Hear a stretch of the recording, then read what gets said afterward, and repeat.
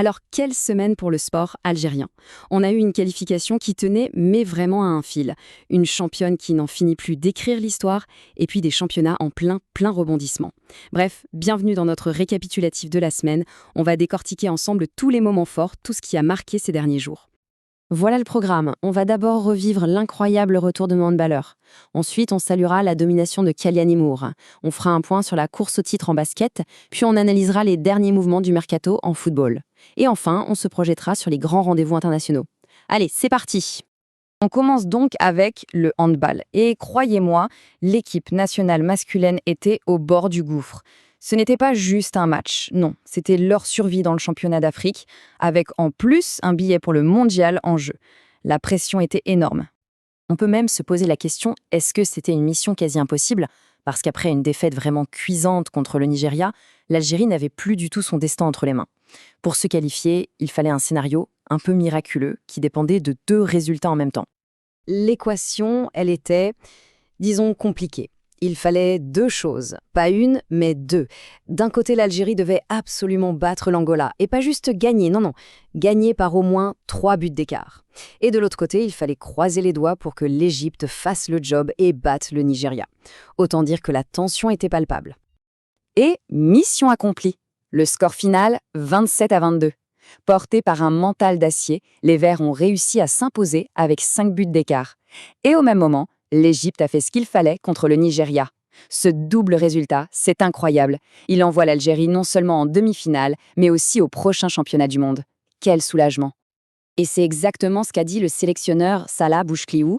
Cette équipe a une âme. C'est ça en fait. C'est cette force de caractère, cette capacité à se relever quand tout semble perdu, qui a été la clé de cette qualification spectaculaire.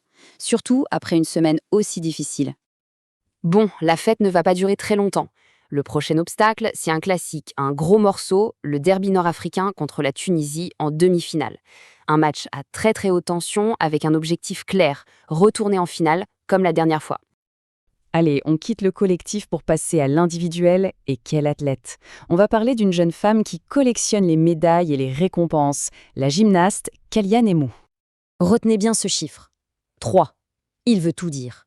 Il symbolise la domination, mais vraiment la domination totale de cet athlète exceptionnel sur la scène sportive algérienne. Et oui, ce chiffre 3, c'est le nombre de fois de suite que Kylian Moore est élu meilleur athlète de l'année. Une récompense archi-méritée, bien sûr, après sa médaille d'argent historique au championnat du monde et toutes ses victoires en Coupe du Monde. C'est juste phénoménal. Et elle le dit elle-même, avec beaucoup d'humilité, qu'elle est très fière de représenter l'Algérie. Et elle rappelle que tout ça, c'est le fruit d'un travail acharné. Franchement, c'est une superbe leçon de persévérance. On change de décor, direction les parquets de basket. Le championnat national a connu un vrai tournant cette semaine. Il y a eu un match au sommet qui a complètement redistribué les cartes.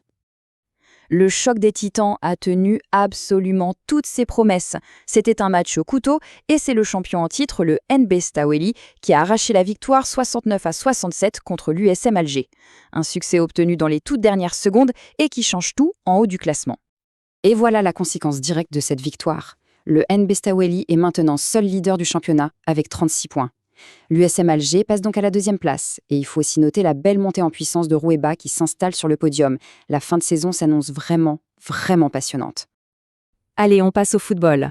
On est à quelques jours de la fin du mercato d'hiver et comme d'habitude, ça s'agite dans tous les sens dans les clubs de l'élite.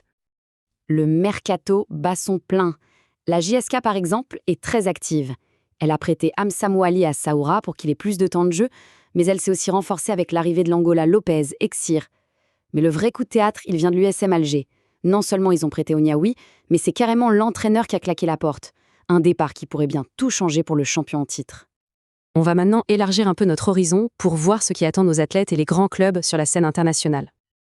En tennis de table d'abord, le tirage au sort des championnats du monde par équipe a eu lieu. Côté hommes, on peut dire que l'Algérie a hérité d'un groupe plutôt abordable avec le Portugal, la Nouvelle-Calédonie et la Grèce. Par contre, pour les dames, la tâche s'annonce plus compliquée. Elles devront affronter la redoutable équipe d'Égypte, mais aussi l'Afrique du Sud et la Syrie. Et on termine avec le foot européen, parce que la Ligue des Champions revient. Les 8e de finale approchent à grands pas. Alors, on va évidemment garder un œil très attentif sur le choc entre le Paris Saint-Germain et la Real Sociedad, mais il y a aussi des affiches qui font rêver, hein. Naples contre le Barça ou encore l'Inter Milan face à l'Atlético Madrid. Ça promet vraiment du grand spectacle. Bref, entre l'exploit incroyable des handballeurs, la constance de Kayane Moore et toutes les batailles qui font rage en championnat, le sport algérien est en pleine effervescence. La question qu'on peut se poser maintenant, c'est quelle sera la grande histoire qui définira le prochain chapitre? La réponse, on l'espère, on l'aura très bientôt sur les terrains. Merci d'avoir été là.